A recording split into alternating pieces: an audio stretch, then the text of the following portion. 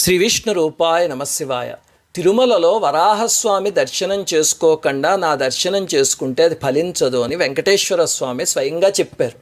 వరాహ దర్శనాత్ పూర్వం శ్రీనివాసం నమేన్నచ దర్శనాత్ ప్రాగ్వరాహస్య శ్రీనివాసో నతృప్యతి అని. అలాంటప్పుడు జనం కొన్ని సందేహాలు అడుగుతున్నారు. మొట్టమొదటిది, నేను వరాహస్వామి ఆలయానికి వెళ్తే అది మూసేసి ఉందండి, అప్పుడు ఏమి చెయ్యాలి అని.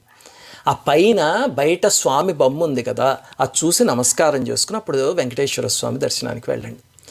లేదండి, నేను క్యూ లైన్లోకి వెళ్ళాక నాకు గుర్తొచ్చింది, అప్పుడు ఏమి చెయ్యాలి?